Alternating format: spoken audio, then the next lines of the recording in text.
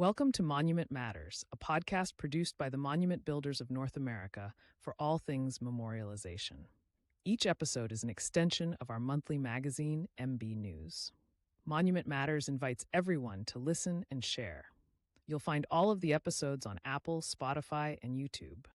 Thank you to Precious Souvenir for sponsoring this week's episode. Precious Souvenir. Celebrate the memory of a loved one. In 1911, Amédée Bussière sculpted granite for the first time. 4 generations later, Eric perpetuates the family know-how with pieces that are works of art. Porcelain portraits that carry the memory of your loved one and the memory of the Bussière family, artisans from father to son. As a creator of souvenirs, Eric Bussière and his team attach the utmost importance to quality work in one of the most beautiful porcelains in the world, guaranteeing a product of excellence that will keep its beauty for generations to come. Evoking the memory of a loved one is a great honor for us. We work humbly and responsibly to ensure that each of our customers is satisfied and that we will fulfill their special orders with the greatest of care. The exceptional products of Precious Souvenir represents a contemporary way of keeping the memory of your loved one alive through several types of personalization in our round or oval, rectangular or square porcelains, and other shapes. Furthermore, a skillful blend of expertise, innovation, and state-of-the-art techniques allows us to offer you peace of mind thanks to our lifetime guarantee against breakage, vandalism, and deterioration. Precious Souvenir. Share the emotion. Preserve the memory. Honor the loved one.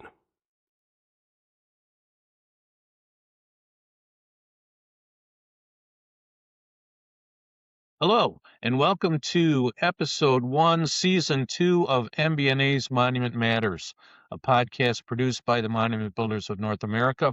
I'm your host, Mike Johns, CM, AICA, coming to you live from the Johns Carabelli Cimarron Monuments and Flowers in Chilly Willy, Cleveland, Ohio.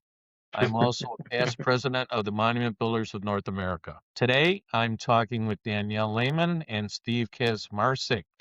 Danielle, CM, AICA, is president of Logan Monument Company, where she began working as a memorialist 10 years ago. She serves on the MBNA Editorial Advisory Committee. Steve Kaczmarski, known to many of us simply as Kaz, is the shop foreman at Hunt Memorials, Inc. He's worked in the monument industry for over 30 years. Danielle and Kaz, welcome to the podcast. Thanks for having us. Absolutely. Glad we got through our technical issues and we could all be present and sharing with our fans at home. So, memorialists, or those in the monument business, are often described as tradespeople. But today's conversation asks a deeper question, and that is this: are memorialist artists? So to get started, I'd like each of you to please share your career path and how, in your minds, artistic expression is such an integral part of memorialization. So Danielle, you want to kick us off? Sure. I started at Logan Monument about 10 years ago, working the front desk and doing sales. And I was lucky enough to start here where we are members of AICA, MBNA, and design is really a huge focus of Logan Monument and always has been. I'm not formally trained in any art, but I've been learning a lot through the years and studying and trying to incorporate that into everything that I help create here for our families. You know, when we create pieces, we're putting out public displays of art for people to see beyond even our own lifetime. So it's important that it looks good and it meets what the family expected and hopefully beyond what they expected. Absolutely. I always like to get past and beyond their expectations, for sure. Steve, tell us about your history. I started in the spring of '93, Mason Memorial in Columbus, Ohio, and it too, the ICA member. So design was very important, even though at the time I was more of just a grunt uh, working in the shop, it was pretty quick. Once I started learning the better things in the shop, how important design was. It's not just placing a corner carving in the corner. It's putting it there and making it pleasing to the eye. There's a purpose and a reason why we put it in the spot we put it. And the monument needs to have flow. Your eye should generally follow a certain flow when looking at a memorial. So it was embedded in me early on how important design is, just for, the longevity of the memorial itself. And then over the years, just kept, doing more and more in the shop and working my way through all the nitty gritties and still absorbing as much as I possibly can even today. I think it's, you mentioned even more so in the article, the the basement where you started, same place as me, more or less, right? Hmm. I started a couple of days before you did, but I was sweeping the floor, I was folding drawings. That's where I started. And then I learned pretty much every little component that is part of creating a memorial for a family and having the understanding of how all the pieces parts fit together really makes me better at my craft. And I'm sure you feel the same way. Yes. You mentioned in your article, you did all the things in the beginning, the new man on the low man on the totem pole. Hmm. You you start with the jobs that no one else wants to do. You're taking up the trash, you're shoveling up the cast off, Saying, yeah, shoveling sand in the tank. But all of those, and the fact that you approach those with the same kind of dedication and enthusiasm as you do when you're carving a leaf or you're sandblasting a name just speaks to the importance of understanding the foundation and all the pieces and how they build on top of each other, right? yeah. When everything I did, even in the early days, I did 100%. Um, I just, my work ethic, through my whole career has always been, a very high standard for myself. It doesn't matter if I'm sweeping the floor, I want to be the best floor sweeper there is. Or if I am shape carving, I want to be the best shape carver there is. Now, I am far from the best shape carver out there, and, I have lots of room for improvement, but I still approach it every day that way. Uh, But complacency yes. complacency can get you in a lot of trouble. Sure, absolutely. But I think what I hear you saying is every time I shape carve, I try to be the best that I can be at Yes, shape yes, carve. I might exactly. not be the best guy in the room, but I'm giving it all my effort. Right. Yeah. And when I was learning, like I said in the article, that stuff didn't go unnoticed. You know, I I moved up in the shop when a lot of guys were staying stagnant. They saw a lot of potential in me at an early age.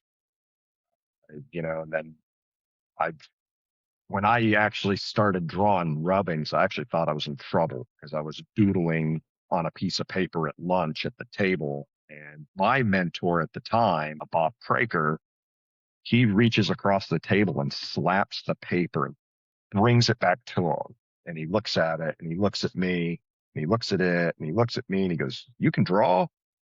And I went, "Not really." And he like slings it back across the table and he goes, "Come and see me after lunch." I mean, I was like, man, what did I do? And so I go in there and he breaks out a rubbing and he showed me on one petal how to draw it on the rubbing and how to get it onto, carbon paper and told me to have at it, and with that, again, it was every line I felt had to be perfect, and even though it was far from perfect, in my mind, I'm doing something really, really important at that time. So it was a lot of fun learning under Bob because he wasn't like super strict. He was really good and lenient, but he had a standard that I learned a lot from. that I really appreciate even to this day. Yep, I remember Bob very fondly. Yeah. Absolutely. Yeah. Danielle, what about you? How many hats have you worn on your journey to where you are today? Well, about the only thing I haven't done is actually engrave monuments, although I'm in the shop all the time saying, I think you missed something. Hmm. So I've pulled plenty of stencil. I've tried my hand at working some of the programs to design on. I'm still working on that. I've worked a lot on just scaling and drawing things proportionately and understanding all of the process. So even though I can't engrave, I could tell you how to do it. And I understand. I understand, and my husband wouldn't enjoy me telling him how to do it, but sometimes I do. But I understand what is going on, so that way I understand how to design and how it will work. If I decide to draw something, then I know that okay, it has to be this size at least, or if I want to blend this texture, it's not going to work because it just can't be done, or yeah, it can be with some prodding in the back to get them to just try. Sure. So it sounds like there's a lot of skills that you have understanding of, but you haven't actually put your hands to. So when you say I can't, maybe you should say I haven't yet. Hmm. All So right, Yeah. that's don't fair. sell yourself short. But I think that what's coming out of this conversation is the understanding that the better designers understand the fundamentals of what every other person's job is, right? Hmm. Especially on the production side. Because if Yes. you don't understand the limitations or everything that goes into the production side, how can you design, right? You can design so much better if you understand that, oh, that sandblast groove is too thin, or Hmm. that, that's cut too deep, and all those things. So over the years, you develop an eye for, if even if you're not the person doing it, you develop an eye for what looks good to you and what doesn't, right? And that's a big part of being a Yeah. good. I mean, how many times have we all gotten that paper from the customer and it's something they designed online and the proportions are so wrong? They have a super detailed dove or something and they have it 2 inches tall. Um, yeah. So yeah, knowing what can and can't be done in the shop definitely helps you up front on the computer. So like you said, Mike, wearing many hats, even if you don't necessarily know or haven't done that task, knowing what it takes to do that task is really important. Yeah. So the fundamentals separate average work from meaningful work. So how do you learn the fundamentals of your trade? How did you learn the fundamentals of your trade? And in what ways do you see the fundamentals being overlooked in memorial design today? Danielle, you want to go first? Sure. I think for me, I've learned a lot by having a mentor. I've worked under Bill Boone for many years, but also just studying art in general. You know, there are basics and fundamentals that apply across the board no matter what you're doing. And so learning those and building upon it and applying it to engraving work and designing for families. And so and also attending all the classes that I could go to, and talking to other people in the industry. What do you think about this? How are you doing that? Why did you put that there and not here? All of that helps to build your understanding and develop your eye to see it correctly. When it comes to things that I think we overlook, there are a couple things. And I think a lot of times we focus on, is it legible and what's the symbolism? And so then we just try to force everything to fit into a little box and we don't think beyond that. I think the first thing is proportion and looking at how things fit. A lot of times I think we let a customer pick a monument and then we just fit what they want into it without asking, does it belong here? And is it scaled correctly? And so I think it's important to think of hierarchy and what you should you see first and keeping negative space to help build that. Yeah, I couldn't agree more with what Danielle just said. But as far as like, fundamentals, I mean it's important. And if I had my way, as far as teaching people in the shop, I would for sure still be using metal letters, SERPs, making them, draw lines on stencils and, figure out how to draw SERP correctly and, and everything like that, and cut letters by hand, because that's how I learned. And I know 1000% that is why I am the way I am today. It's because I used to add corner carvings by hand and cut the stencil by hand. We hand drew all of our SERP lines. Uh, Mhm. we used to draw, the double line panels on some, at that time. Mhm. And those are fundamentals that all those things that I learned then, they all translate to what we do on the computer today. Sure. Oh, Now that's it's just so easy to do it on the computer. We do everything on the computer. You well. know, It's there's sometimes just sometimes to our discredit, I think. Yeah. I mean, really, I'm still the only one in the shop that gets out the old SERPs and the Mhm. metal rulers and use the center fine rulers and stuff like that. Most everybody else, they still rely on just, at least in the shop, I'm the one cutting the stencils and they just, run with them once I cut them. But, um, as far as, overlooked, kind of what I just went over, is the fact that, now in a day of we hurry up and, get things done in a timely manner because, that's what the public expects. We don't have the time to go, back to metal letters and, using center fine rulers and hand drawing everything. You No, know, but I think that, again, having the fundamentals, having the understanding of those building blocks that brought us here yes. enable us to use those cost-saving, time-saving tools to our advantage Yeah. and not be limited by some of you know, there's things that I can do faster by hand than in the computer, right? Hmm. You're always, if you've come up in the business in the 70s, 80s, you're going to have a lot of that, right? Hmm. Because they didn't have those tools. So you had to learn how to do it a different way.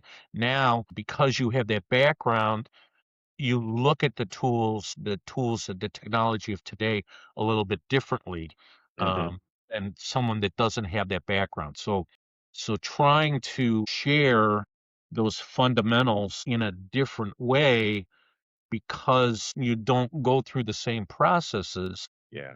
today is definitely a challenge for sure. Yeah.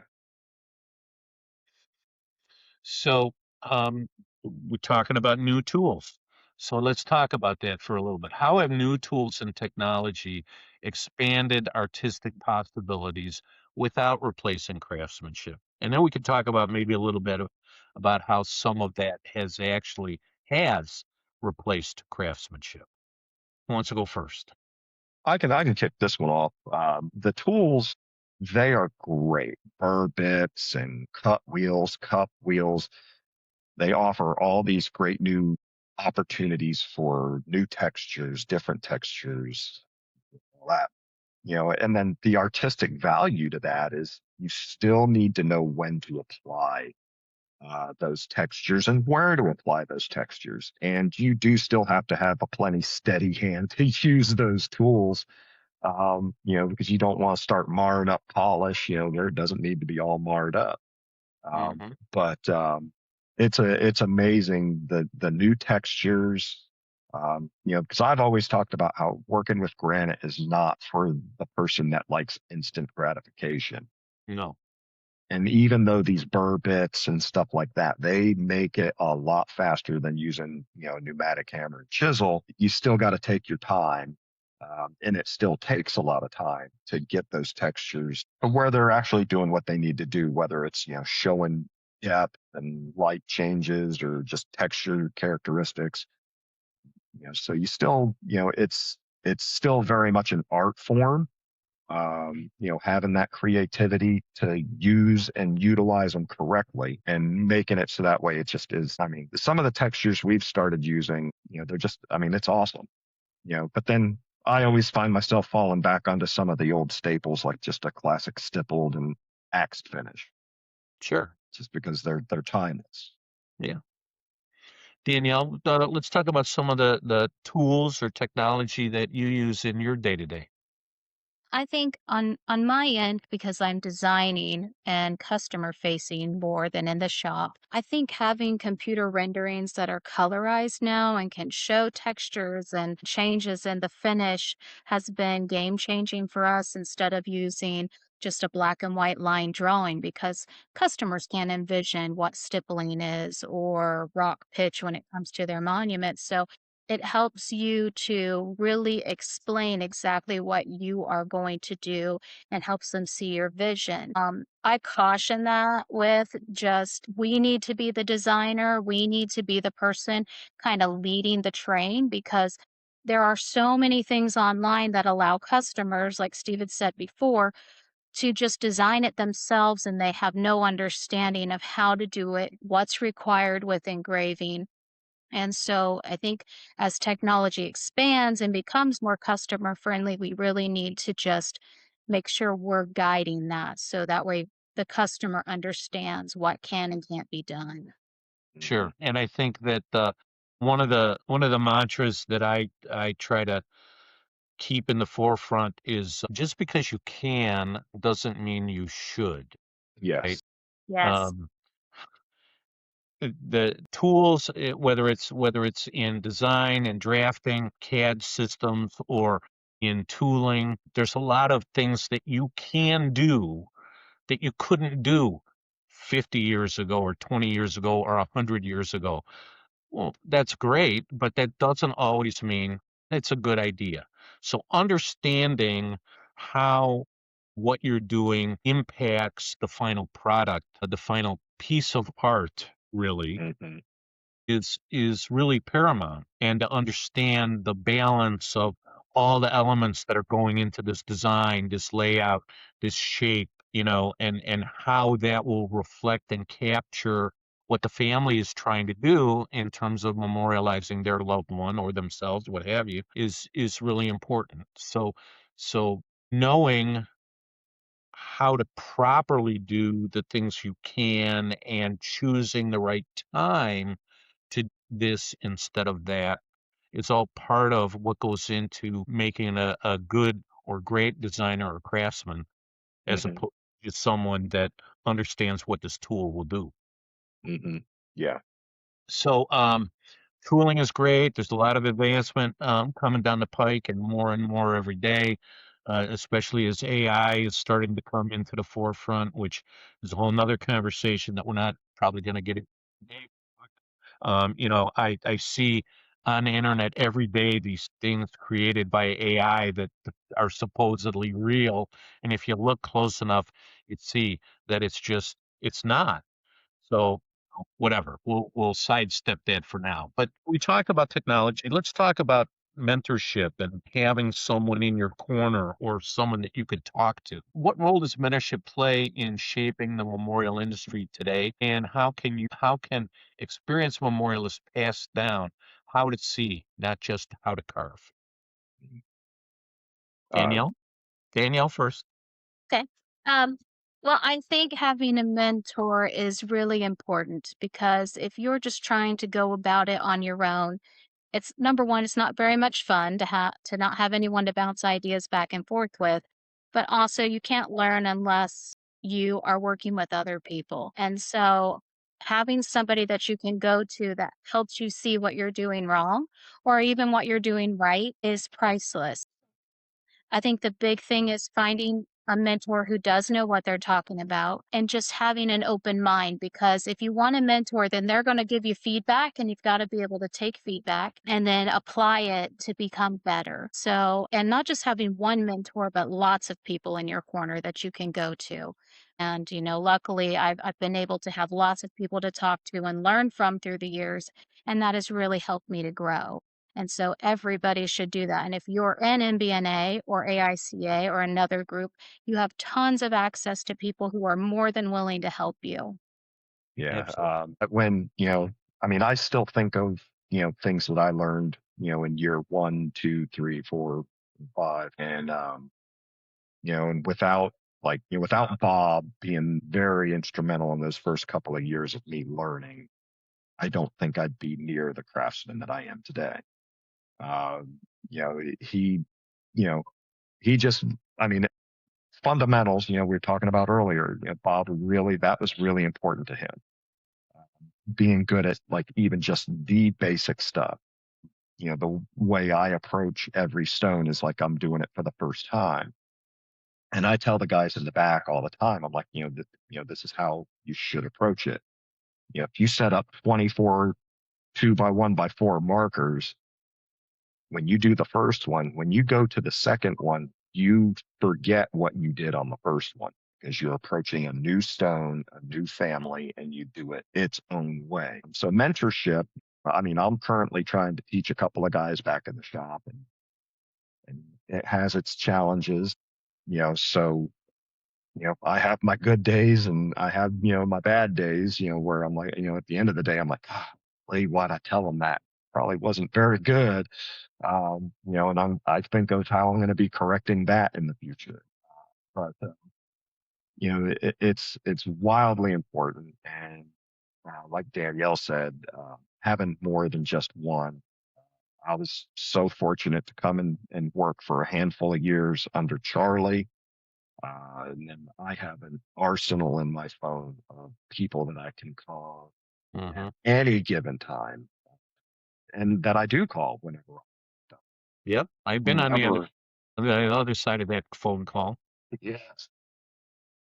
and In I've fact, made it myself, I talked to your son this morning. So right? That's right. It's not a craft. It's not a vocation where you graduate and you stop learning, right? yeah, I've been right, in this business for 51 years and I'm still learning. yes, Probably forgot a lot of what I've learned over the 51 years, but it's constant. You always have an opportunity to learn how to do something different, not always necessarily better or faster, but different. Because hmm sometimes today, for this particular job, you have to do this way. But yes, tomorrow, you might need to do the same thing, but because of this circumstance or that circumstance, you can't do it the same way. So you got to figure out how to take that skill and just morph it a little bit to fit the new situation. So yes, being able to be fluid and learn and adjust, I think, is really important for sure. yes, and that's That's that's very true. exactly why I tell the guys to approach every job differently, like it's Yeah. brand new. Yeah. And I think this speaks to why BNA is so committed to education, why we're developing these podcasts, why we have hands-on learning at convention, why we promote meeting and learning peer to peer, because there's always opportunities to come up against something that you haven't seen before that someone else has. Yes. So, sometimes it's frustrating when I see that Facebook post, hey, can someone send me this carving? And I think, get a piece of paper and a pencil and you're Right. done, you know? But I understand, but it's being willing to when you're mentoring or being mentored to accept that criticism and training and teaching. My dad used to I'd go in, I'd ask my dad, Dad, I got to do this. What would you do? And he would tell me, I'd say, okay, thanks. And I would go off and I would do the job. And he would come back and he would say, well, you didn't do what I told you to do. And I said, no, this time I didn't, but I needed to hear what you said so I could measure it against what I'm thinking. So maybe I didn't do exactly what you told me to do, but it did help me think about what I planned and maybe approach that in a little different way. You know Yeah. what I mean? So getting someone else's perspective and having the opportunity through associations like MBNA or AICA or your regional association Or, all of a sudden I'm seeing on Facebook all these different stone carving associations and blah, blah, blah Yeah. across the globe. And the one thing that does seem to stand out is most of those guys are working on soft stone and not granite. But still, a lot of that stuff is definitely worth taking a look at. So Yes. there you have that. So let's see. We talked about mentorship. We talked about tools and technology. We talked about stick-to-itiveness. We talked about every day is a new adventure, right? Mm-hmm. But at the end of the day, I think what is drives us is the fact that we are taking a family who is at their worst possible place in life, right? They're dealing with the loss of a loved one, and we are helping them through that journey. We're helping them process that grief. We're helping them create a tribute that's meaningful not only to them but others around them, and we're just trying to find a way to give back, in a global kind of way, right? I agree. Yeah. So with that, I think kind of out of questions. If there's anything, Steve, you think you want to, last 30 seconds, Danielle, you got a comment that you think we should have covered, we didn't cover, or something you want to say? Here's your opportunity. Well, I think it's just a reminder that we're all artists as well as memorialists, and just keeping that in mind as we create, and that we really should strive to do the best that we can. And part of that is continuing to learn, continuing to push ourselves to do better and be open to trying new things, and just talking with families and giving them ideas beyond what they bring to us. Yeah. I agree 100%. I mean, we definitely are artists. When I a lot of people, when I would tell them a long time ago what I do, they'd go, "Oh, you're an artist." And when I was young, I was like, "No, I'm not an artist."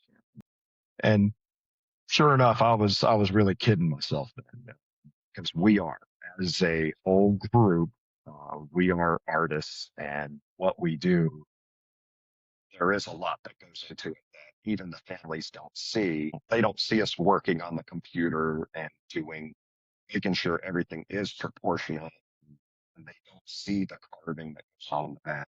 All of a sudden, it's out in the cemetery, and they're just totally blown away and totally exceeded their expectation. So we definitely are leaving our thumbprint on this earth by doing what we are doing, and I can be prouder to say that I am an Yeah, I agree. I think it's something that artist. we tend to downplay, but it really is true. So Yes. I'm gonna one last quick question, um, and then I'll close. So in the articles that you two wrote, you both emphasize practice, practice, practice, never stop learning. So to each of you, I'm going to ask, is there something that you have in mind for 2026 that you want to get better at, that you want to master, that you want to dip a toe and try for the first time? Anything new on the horizon for you for 26?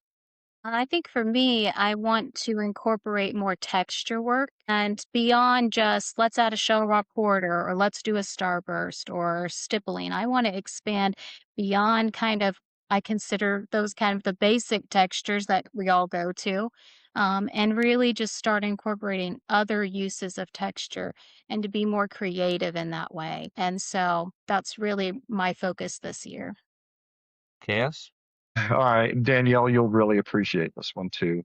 Bill Boone has always thrown me for a loop with his stone twist. That is on my agenda to tackle at some point this year. I have been wanting to do the twist for years now. And I even watched him start to finish at Hard Rocks one, do a stone twist, and I don't know why it crosses wrong in my head, but it does.